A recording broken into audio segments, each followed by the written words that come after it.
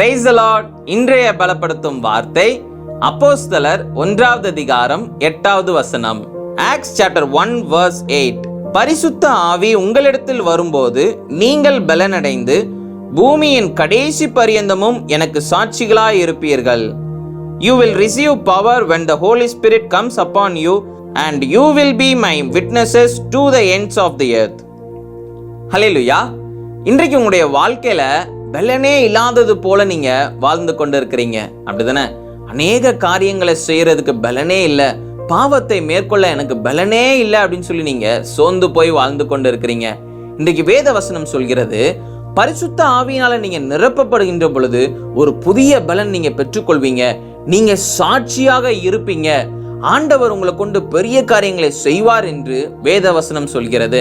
நீங்க பரிசுத்த ஆவியினால நீங்க நிரப்பப்படுகின்ற பொழுது ஒரு புதிய பலனை பெற்றுக்கொண்டு எல்லா பாவங்களையும் மேற்கொள்ளுகிற ஒரு பலனை பெற்றுக்கொண்டு நீங்க ஒரு ஜெயமுள்ள ஒரு வாழ்க்கையை வாழுவீங்க. எல்லா காரியங்களையும் செய்ய ஆவியானவர் உங்களுக்கு பலனை தருவார். இன்னைக்கு நீங்க பலனே இல்லாதபடி நீங்க இன்னைக்கு சோர்ந்து போயிருக்கிறீங்க.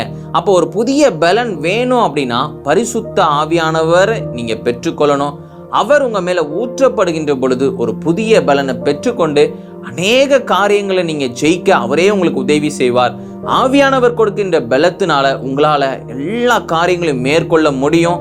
அவர் சர்வ வல்லமையுள்ள தேவனாக உங்களோட கூட இருக்கிறார்.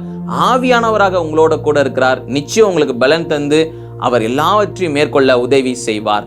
நாம் எல்லாரும் கண்களை மூடி செபிக்கலாம். எங்களை நேசிக்கிற நல்ல தகப்பனே, பரிசுத்த ஆவியானவரே, பிள்ளைங்களை இந்த நாள்ல நிரப்புங்கப்பா. ஆவியானவரே ஏசப்பா, நீங்க தகப்பனே ஏசப்பா பிள்ளைங்களை ஆளுகை செய்யுங்க. ஆவியானவரே ஏசப்பா, நீங்க ஒவ்வொருத்தவங்களுடைய வாழ்க்கையில கிரியை செய்யுங்க. புதிய பலனை நீங்க கொடுத்து பிள்ளைங்களை ஆசீர்வதிங்க. ஆண்டவரே ஏசப்பா, நீங்க தகப்பனே பிள்ளைங்களை கைட் பண்ணுங்க, ஆசீர்வதிங்க. இயேசுவின் மூலம் ஜெபிக்கிறோம் பிதாவே. ஆமேன், ஆமேன், ஆமேன். பரிசுத்த ஆவியானவர் உங்களுடைய வாழ்க்கைக்குள்ள வருகின்ற பொழுது ஒரு புதிய பலன் அவர் கொடுப்பார். நீங்க ஜெயமுள்ள வாழ்க்கை வாழ முடியும். எல்லா பாவ போராட்டங்களையும் மேற்கொள்ள முடியும். எல்லாவற்றையும் செய்ய பரிசுத்த ஆவியானவர் உங்களுக்கு உதவி செய்வார். உங்களை கொண்டு பெரிய காரியங்களை செய்வார். நீங்க அநேகருக்கு ஆசீர்வாதமாக இருப்பீங்க. அவர் உங்களை ஊழியத்துல அநேக காரியங்களை கொண்டு பயன்படுத்துவார். உங்களுக்கு கைட் பண்ணுவார். அபிஷேகத்தினால நீங்க நிரப்பப்பட்ட அநேக காரியங்களை நீங்க கர்த்தருக்காக எழும்பி நீங்க செய்ய போறீங்க. பரிசுத்த ஆவியானவர் பெற்றுக்கொள்ளுங்க. ஆவியானவரே எனக்குள்ள வாங்கன்னு சொல்லி ஜெபம் பண்ணி கேளுங்க. நிச்சயம் அவர் உங்களுக்குள்ள வாசம் செய்வார். புதிய பலனை தந்து உங்களை ஆசீர்வதிப்பார். God bless you. Have a blessed day.